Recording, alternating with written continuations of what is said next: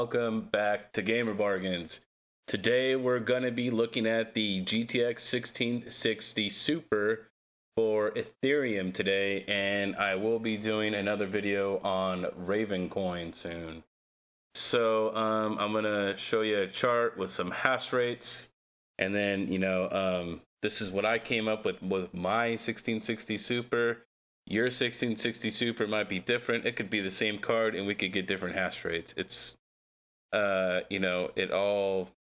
it's all Silicon Lottery. It all depends. Everybody's always asking me, hey, how'd you get that? I'm only getting 28. I'm only getting 29. How'd you get 31? It's all about Silicon Lottery. Your GPU may not be able to pull what mine can, and vice versa. My GPU might not be able to do what yours can. So it's all Silicon Lottery.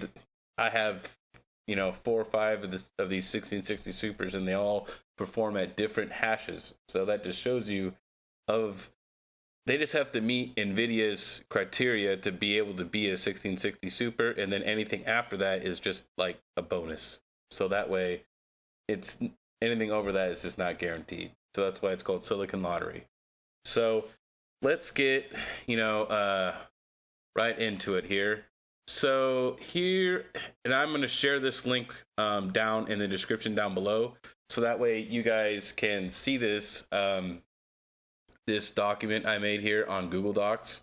So these are all my settings I was using, and as we know, Ethereum is strictly memory dependent. I've never really adjusted my cores on Ethereum ever and ever had any luck, so I've never done it. So I have the coin that I'm mining, which is all going to be Ethereum. I will do another video showing some Raven coin stats, and this is what the hash rate was, what the wattage was, what the efficiency from hash to watts is, so that way you can see how efficient your card is performing. And then these are the overclock settings I used. Now, if you don't know this already, the Pny uses Hynix memory, and this particular Hynix memory only really will actually hash what a 1660 Super is supposed to hash at if you use a negative memory clock. If you do just 1,000, or 500, if you just do regular 500, it's not going to hash right. It's going to get all funky on you.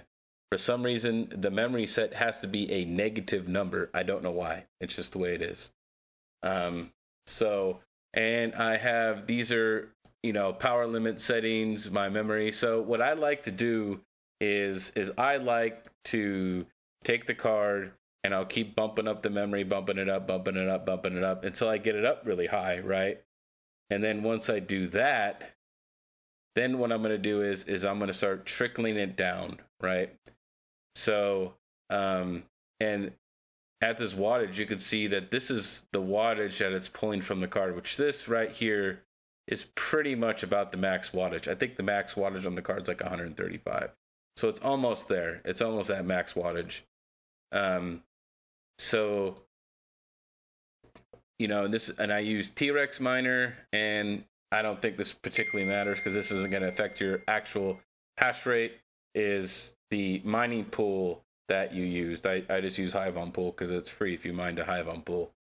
And I use T-Rex miner because to me, I think T-Rex miner for me is the best NVIDIA miner that I've worked with. And I like the way it works, and so I use T-Rex. So, now, as you can see, as I'm messing with all these different memory stats, it's all kind of the same. There's like probably some room for error here, and numbers and stuff like that, but it's generally doesn't move much, right? The wattage goes down little bit by little bit and this and that, but as soon as you hit this negative 1004, it just jumps up. It's just like a magic unlock number. I don't know what it is and why it is that way, but it is what it is.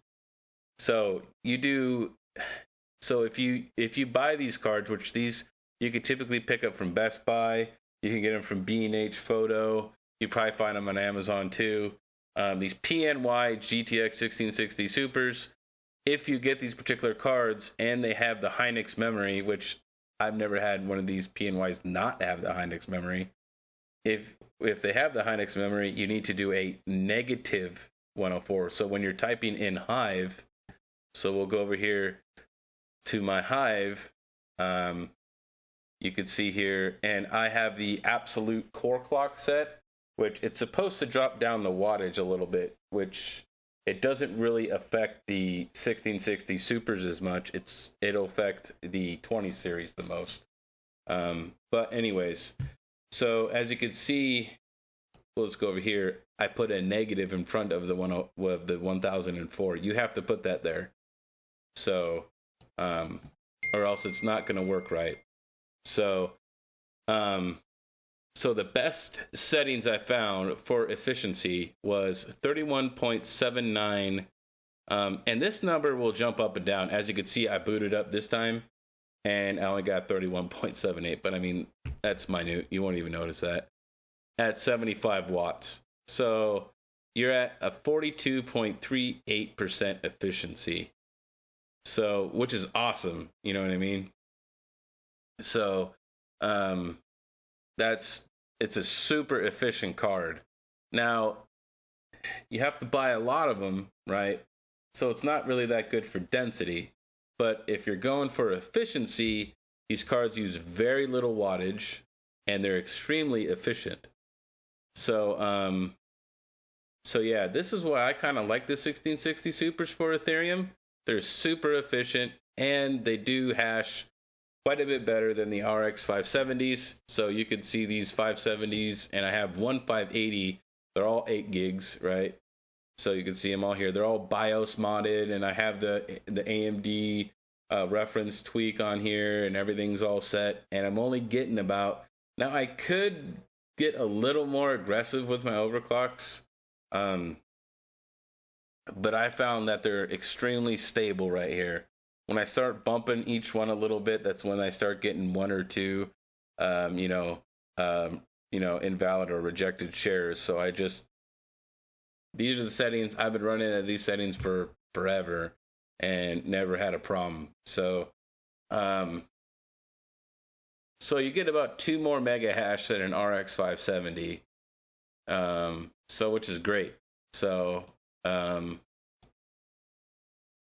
and is you seeing that in RX 570, these are pulling about 80, 85 watts, depending upon what your fans are set at and stuff like that. You know, these are pulling about 75 watts. So you're saving like 10 watts a card, which if you think about it over, 7 cards, that would be literally you saved enough energy to make up for 1 card.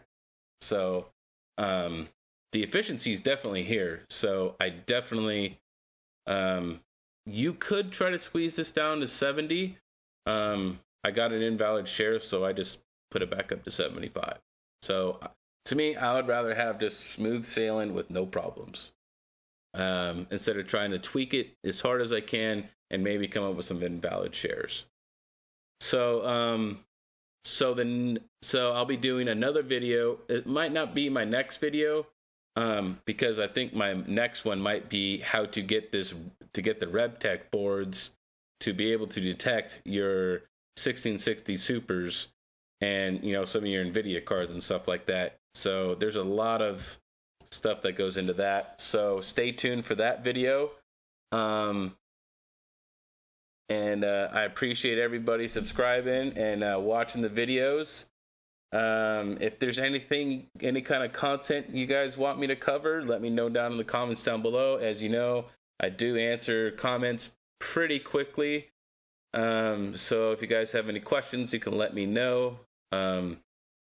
Just once again, I'm going to put this link down in below, and so that way I can share the Google Docs with everybody who's in the chat, and that way you can view this and you can see what my overclocks are and my power limit settings here and stuff like that. So yeah, guys, that is the GTX 1660 Super on Ethereum. Stay tuned for the next one for Raven Coin. I will see you next time.